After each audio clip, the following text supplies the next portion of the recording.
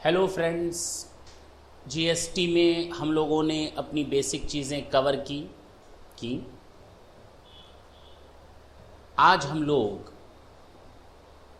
Section 12 and section 13 की बात करेंगे। सर ऐसा क्या है सेक्शन 12 और सेक्शन 13 में? अगर हम जीएसटी की बात करें, और छोड़ दें 2 मिनट के लिए जीएसटी की बात, when we were just doing the study of our service tax, then there was a chapter and the name of the chapter was point of taxation rules. याद आया? POT rules. भूल जाते हैं कि आपने कभी पीओटी रूल्स देखा। मैं अब जरा इन 2 सेक्शंस की इंपॉर्टेंस की बात करूंगा। अगर हम जीएसटी की बात करें तो इसमें 2 सेक्शंस हैं, सेक्शन 12 एंड सेक्शन 13, और ये दोनों सेक्शंस टाइम ऑफ सप्लाई की बात करते हैं। Supply of goods and supply of services. अच्छी बात है सर। जो सेक्शन 12 है ना, वो हमारा सप्लाई ऑफ गुड्स, और सेक्शन 13 है ना, वो सप्लाई ऑफ सर्विसेज की बात करेगा। नेक्स्ट क्लास में हम लोग सेक्शन 14 के बारे में डिस्कस करेंगे और एज वेल सेक्शन 11 के बारे में डिस्कस करेंगे। सेक्शन 11 एंड 14 के बारे में कंटिन्यूएंस में section 14 will be discussed in our next session, as well section 11 which we have skipped earlier. तो जो सेक्शन 11 हम लोगों ने छोड़ दिया उसकी बात करेंगे, और सेक्शन 14 की नेक्स्ट सेशन में। फिलहाल टाइम ऑफ सप्लाई की बात कर रहे हैं। टाइम ऑफ सप्लाई, हमने आपको सप्लाई दे दी, हमने आपको सप्लाई ऑफ गुड्स दे दिया, हमने आपको supply of services they the, but केवल सप्लाई ऑफ गुड्स और सप्लाई ऑफ सर्विसेज होने से जीएसटी लेविड नहीं होगा। जीएसटी लेविएबल होगा ओनली इन दोज केसेस और situations where the time of supply has already been determined. If time of supply you determine, then you can say that yes, now we are very much able to calculate the amount of tax. मेरी बात नहीं समझ में आई sir? अगर हम लोग value of goods या value of services ले लें और इस वैल्यू ऑफ सर्विसेज में टैक्स रेट का मल्टीप्लाई कर दें तो टैक्स का अमाउंट कैलकुलेट हो जाएगा। जी सर, हम लोगों ने supply, meaning and scope of supply में 3 से 4 सेशंस देखे थे और उसको बहुत अच्छी तरह से समझा था with the help of the schedule 1 and schedule 2, what is the exact meaning of supply. Is it clear? जी सर, याद आ गया। हाँ, केवल उस सप्लाई के होने से जीएसटी चार्ज नहीं होगा। जीएसटी तो उस समय चार्ज होगा जब आप time of supply of goods, time of supply of services calculate कर लें। यानी अगर आप time of supply of goods calculate कर लेते हैं तो उसी टाइम पर वैल्यू क्या है गुड्स की, उसी टाइम पर टैक्स रेट क्या है गुड्स का, आपका टैक्स अमाउंट आ जाएगा। अच्छा, उसी टाइम पर क्या है वैल्यू ऑफ सर्विस आपकी, उसी टाइम पर क्या है टैक्स रेट आपका टैक्स अमाउंट आ जाएगा। मुझे नहीं लगता कहीं कोई दिक्कत है। जब हम वैल्यू की बात करते हैं तो हम एक चैप्टर पढ़ेंगे वैल्यूएशन, और जब हम टैक्स रेट्स की बात कर रहे हैं तो हम टाइम ऑफ सप्लाई तो देख ही रहे हैं। अच्छा सर, बात समझ में आ गई आपकी। यानी टैक्स रेट के लिए हम बात कर रहे हैं tax amount will be levied in those cases where the time of supply is determined. अच्छा, टाइम ऑफ सप्लाई डिटरमाइंड हो जाएगा तो टैक्स लेविड होगा, अदरवाइज टैक्स लेविड नहीं होगा। और इसी तरह वैल्यू ऑफ गुड्स के लिए we will discuss about the valuation of goods और वैल्यूएशन ऑफ सर्विसेज। उसके लिए पूरा एक रूल दिया हुआ है, उन वैल्यूएशन रूल्स के बारे में भी हमको स्टडी करनी पड़ेगी। अच्छा, अगर ये 2 चीजें आ जाएं तो हमारे पास टैक्स अमाउंट आ जाएगा ना। सोचो कितना इंपॉर्टेंट रोल प्ले कर रहा है हमारे लिए ये सेक्शन नंबर 12 एंड 13। कितना इंपॉर्टेंट रोल प्ले कर रहा है हमारे लिए सेक्शन 12 एंड 13। और आज हम ये जो 4 पेजेस लेकर के आए हैं, these are the handouts which will discuss which will discuss about the time of supply. Supply means supply of goods as well supply of service. Section 12 sir अभी आपने बताया supply of goods. Section 13 sir अभी आपने बताया supply of services. तो section 12 की बात करते हैं. सबसे पहले ये बताता है सप्लाई ऑफ गुड्स और ये बताता है supply of services. Time of supply of goods, time of supply of services.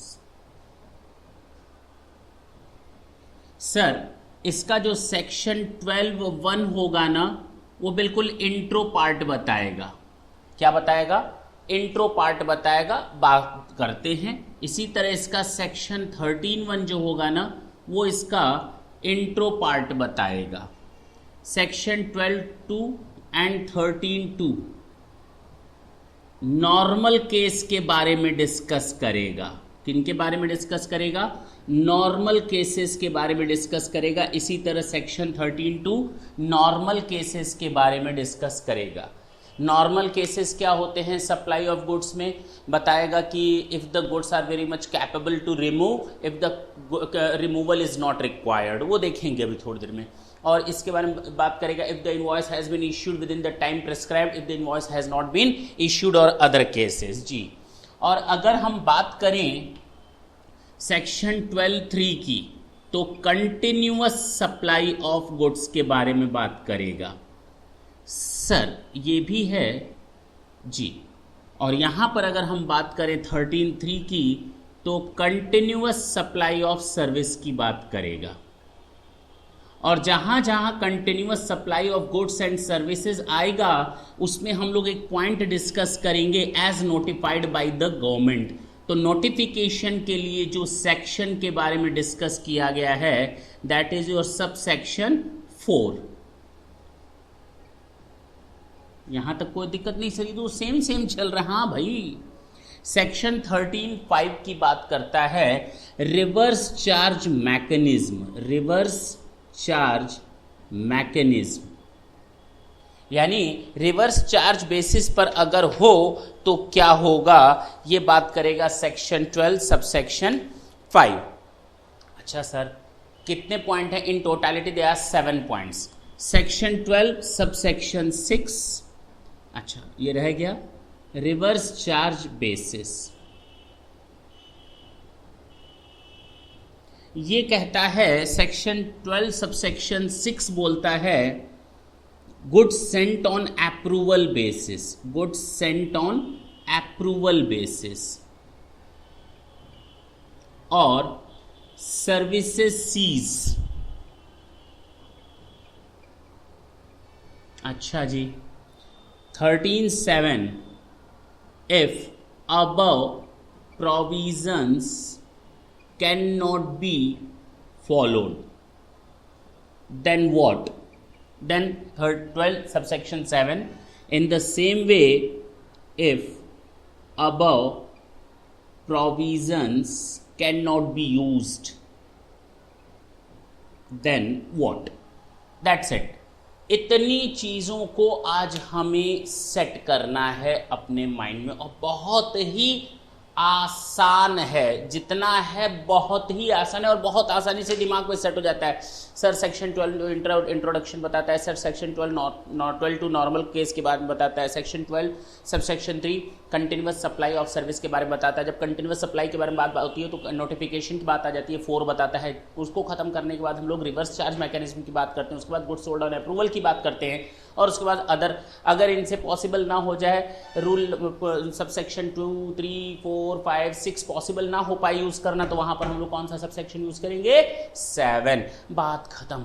In the same way in the case of section 13 देखें ना दोनों सेक्शंस कितने पैरेलल तरीके से बनाए गए हैं ताकि आपको time of supply of goods in situations में, this is the situation, If normal case is not there, if this is the case of continuous supply of goods, then go to section 12 subsection 3. If this is the case of reverse charge mechanism, then try to go with section 12 subsection 5. If this is the case of goods sold on approval basis, then try to go with section 12 subsection 6. And if it is not possible to calculate the time of supply of goods in all the above provisions, then try to go with the section 12 subsection 7.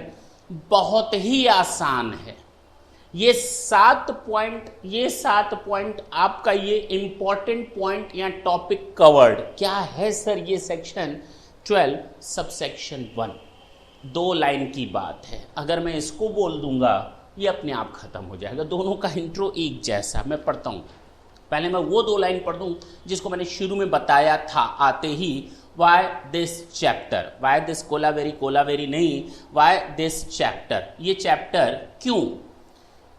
Even if आपके हाथ में handouts हों तो अच्छी बात है। Even if the supply has been taken place, बताए भले ही सप्लाई दे दी जा चुकी हो, GST would not be leviable. इसका मतलब ये नहीं कि सप्लाई हो गया तो जीएसटी लगा दो, अनलेस जब तक कि ना हो जाए the time of supply is properly determined. जब तक आप टाइम ऑफ सप्लाई डिटरमाइन नहीं कर लोगे, how to levy your GST, it is not possible without determining the time of supply. Time of supply fixes the point. Time of supply क्या करता है, fix करता है एक ऐसे पॉइंट को, एक ऐसे टाइम को, एक ऐसे समय को when the liability to charge GST levies और अराइजेस, जहां पर जीएसटी को हम लोग चार्ज कर सकते हैं। तो अब हमें उस पॉइंट ऑफ टाइम को डिटरमाइन करना है जहां पर हम जीएसटी लेवी कर सकें। एवन ओनली डिलीवरिंग और ओनली सप्लाइंग द गुड्स और services, GST can not be levied at all until or unless there is a determination of what, time of supply or time of services, time of supply of goods or time of supply of services। Section 12 subsection 1 बोलो intro, या section 13 subsection 1 बोलो intro. ढंग से सुनेंगे। The liability to पे CGST और SGST, बिल्कुल सही है। हम इंट्रा स्टेट सेल्स की बात कर रहे हैं। इंट्रा स्टेट के समय तो हमें आईजीएसटी एक्ट पढ़ना पड़ेगा ना। ये मैंने आपको पहले भी बताया है कि हम लोग अभी जीएसटी एक्ट 2015 पढ़ रहे हैं। आईजीएसटी एक्ट 2016 अभी हमको इसको ओवर करने के बाद स्टडी करनी पड़ेगी। मोर और लेस प्रोविजंस आर सेम, मोर और लेस प्रोविजंस आर सेम। मैं फिर से बोल रहा हूं, सीजीएसटी या जीएसटी और आईजीएसटी, जीएसटी एंड आईजीएसटी के प्रोविजंस मोर और लेस सिमिलर हैं। आगे चलते हैं। द लायबिलिटी टू पे सीजीएसटी और SGST on the goods shall arise at the time of supply as determined in terms of the provisions of this section। बस section 12 subsection 1 बोलता है if you are wanted to calculate, if you wanted to have time of supply of goods, then try to follow the provisions of section 12 which are given there under। that's it। यानी अब आपको अगर time of supply of goods calculate करना है, then try to go with section 12। बात खत्म। Section 12 subsection 1 ने केवल और केवल इतना बोला। अब इतना बोलने के बाद उसने क्या बताया, उसने सबसे पहले डिस्कस किया नॉर्मल केस को। उसने सबसे पहले डिस्कस किया नॉर्मल केस को। क्या है वो नॉर्मल केस, क्या डिस्कस किया होगा। मैंने आते ही आपको बताया 2 चीजें, goods are removed physically,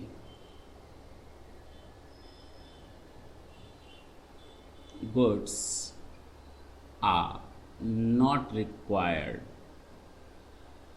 to be removed physically।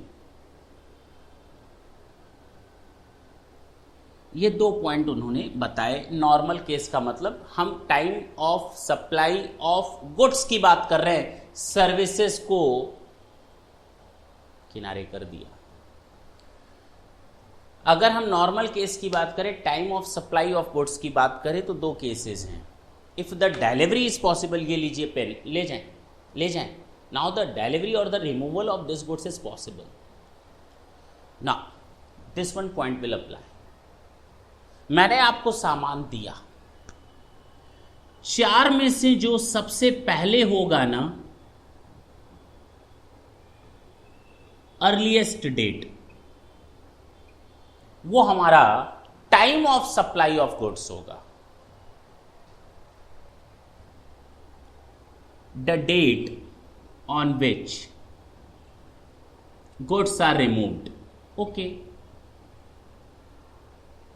वो डेट जिस दिन ऐसा सामान हमारे यहां से आपके पास, मेरे यहां से, I am the seller, you are the buyer, I am just going to delivering the goods by removal it. As and when the goods will be removed, it means this is the date first. दूसरा, the date on which invoice was issued. जिस तारीख को invoice issue हुई है वो date important. आपको मैंने सामान दिया, मैंने आपको इनवॉइस भी दी किसी और तारीख को. अब आप क्या करोगे, हमें पेमेंट करोगे. The date on which the payment is receipt. The third point, the date on which the payment is receipt. Last, the date in which you receive the goods and record it in your books of account. The date on which you receive the goods and shows it in your books of account.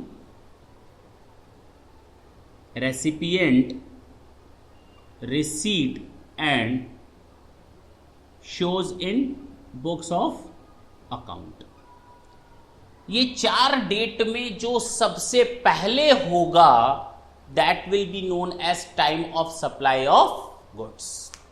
खत्म ना, बहुत आसान है. इनसे ज्यादा 4 date के अलावा 5वीं डेट कोई हो भी नहीं सकती. सारी डेट्स ले आया. टाइम ऑफ रिमूवल, मेरे यहां से सामान आपको मिला, मेरे यहां से जो सामान गया उस तारीख को, मेरे यहां से इनवॉइस इशू हुआ उस तारीख को, जिस दिन आपने अपनी बुक्स ऑफ अकाउंट में रिकॉर्ड किया, और जिस दिन मैंने पेमेंट रिसीव किया. बस यही तो हो सकता है. सर पेमेंट रिसीव किया, हाँ हो सकता है आपने मुझे कैश दिया हो. The date of receiving the amount in terms of cash, that is the date. And the second, if you have made deposited through e commerce, through electronic banking, RTGS, NEFT, cheque, तो जिस दिन मेरे bank account में आपका पैसा credit होगा, this is the date. या तो आप हमें कैश देंगे, I will receive it immediately, that date. If you will transfer it by any other form, तो जिस दिन मैं अपनी बुक्स ऑफ अकाउंट में, यानी मेरी बुक्स ऑफ अकाउंट या बैंक स्टेटमेंट में वो अमाउंट क्रेडिट दिखाएगा, that is the date. Is it clear? हाँ सर. मैंने आपको सामान डिलीवर किया, the date of removal. Invoice issue किया, the date of issue of invoice. आपने मुझे पैसा दिया, the date of receiving the amount. अब या तो कैश में हो तो तुरंत, अगर बैंक में हो तो जिस दिन क्रेडिट हुआ है. एंड द फोर्थ वन, जिस दिन आपने अपनी बुक्स ऑफ अकाउंट में हमारे इस स्टॉक को रिसीट दिखाया है. अब समझ में आ गया? जी सर. अगर गुड्स नहीं पॉसिबल हैं रिमूव्ड होने के लिए फिजिकली, तो क्या करें? प्रॉब्लम आई ना? हाँ सर प्रॉब्लम आई. सर वो केसेस कौन कौन से हैं जब गुड्स रिक्वायर्ड नहीं है रिमूव्ड करने के लिए फिजिकली? कौन से ऐसे केसेस हो सकते हैं? पहला केस, गुड्स में सारी टेंजिबल प्रॉपर्टी आएंगी, बिजनेस एसेट्स आएंगी. मैंने अपना आपको घर बेच दिया, मैंने अपना घर आपको बेच दिया, मैंने अपना प्रॉपर्टी कोई ट्रांसफर कर दी, लैंड ट्रांसफर, कोई भी पर्पस हो, इमूवेबल है. क्या मैं आपको घर उठाकर ऐसे दूंगा, ले जाओ? नहीं नहीं नहीं सर, हो गया, समझ में आ गया.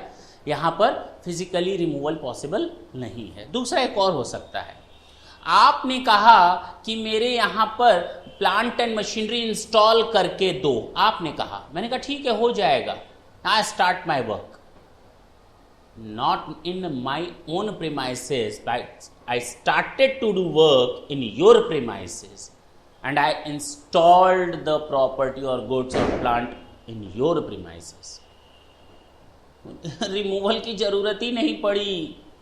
हाँ, या तो मेरा जो मैंने सामान डिलीवर किया वो एक जगह स्थिर हो, स्टेबल हो, it can not be removed at all, और the second place is your, I have installed the thing at your own premises. जी सर, ये दो पॉसिबिलिटी हैं और यहां पर लिखा हुआ है are physically not capable to be removed or are supplied in assembled or installed form. हो गया सर, ये बात आपकी समझ में आ गई। तो इस समय क्या करेंगे, यहां पर on which goods are removed, यहां पर तो रिमूव्ड हुआ था और यहां पर रिमूव नहीं, इंस्टॉल हुआ है। The date on which the goods are made available to the recipient. Okay, earliest date A, the date on which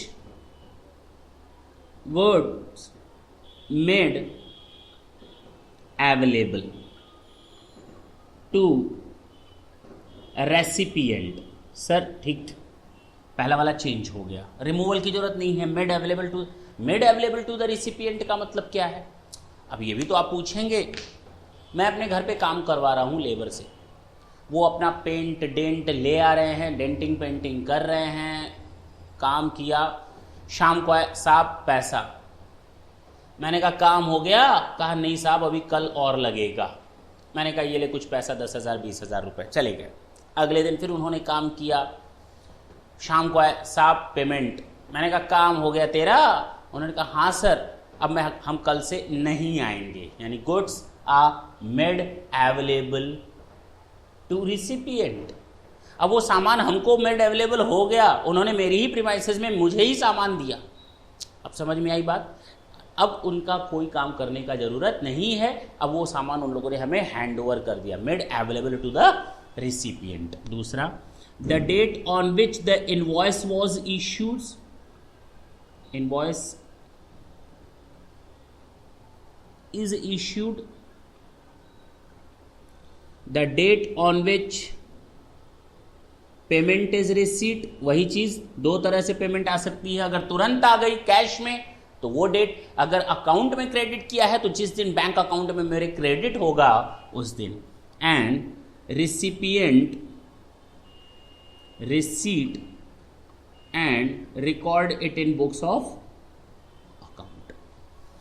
तो बाकी तीन तो सेम था, फिजिकली रिक्वायर्ड, फिजिकली रिमूव्ड और नॉट फिजिकली रिमूव्ड, दोनों में केवल पहले और पहले पॉइंट में फर्क था, otherwise time of supply of goods में कोई फर्क नहीं था। Normal case is over, section 12 subsection 2 is over. इसमें जो एक्सप्लेनेशन दिया है वो मैंने नोट के फॉर्म में दिया है। पहला explanation made available to the recipient, मैंने बता दिया आपको बिल्कुल सिंपल और लेमैन की लैंग्वेज में। दूसरा, पेमेंट इज रिसीट, कैश में आएगा, तुरंत हो जाएगा, मेरे अकाउंट में क्रेडिट कर रहे हैं, मेरे बैंक अकाउंट में ट्रांसफर हो, तो जिस दिन मेरे बैंक अकाउंट में क्रेडिट अमाउंट दिखाएगा that is the date of payment of receipt. Is it clear? हटा सकते हैं? जी सर आप बिल्कुल हटा सकते हैं।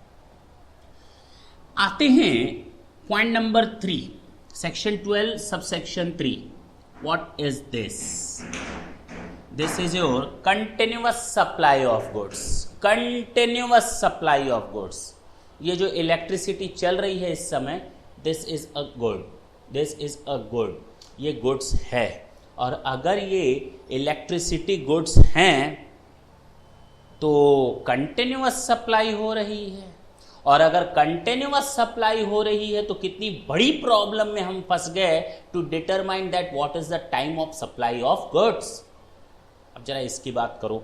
अब चाहे सप्लाई ऑफ गुड्स आपको, कंटिन्यूअस सप्लाई ऑफ गुड्स आपको कैसे भी दी जाए, किसी भी तरीके से दी जाए, लास्ट में देखिए तो मैंने आपको एक सेक्शन दे रखा है डेफिनेशन का, सबसे लास्ट में पेज नंबर 4 पे, continuous supply of goods. Continuous supply of goods, continuous supply of goods means a supply of goods which is provided or agreed to be provided। वो सामान जो मैंने आपको प्रोवाइड किया या वो सामान जो मुझे आपको प्रोवाइड किया जाना बाकी है, यानी there is an agreement, there is a mutual consent between us that I will deliver the goods to you in the future date. और मैंने सप्लाई के डेफिनेशन में आपको क्लियर कट कर दिया था। ट्रांसफर शेड्यूल 2 में ट्रांसफर में मैंने क्लियर कर दिया था, फ्यूचर डेट में पेमेंट मिलने पर भी। जी सर, आपने क्लियर कर दिया था। तो continuous supply of goods means a supply of goods which is provided or agreed to be provided continuously or on recurrent basis under a contract whether or not by means of a wire, चाहे वो wire के through हो या ना हो, चाहे वो cable के थ्रू हो या ना हो, चाहे वो पाइपलाइन के थ्रू हो या ना हो। गैस, ऑयल पाइपलाइन के थ्रू कंटिन्यूअस सप्लाई हो रही है, चाहे वो वायर के थ्रू हो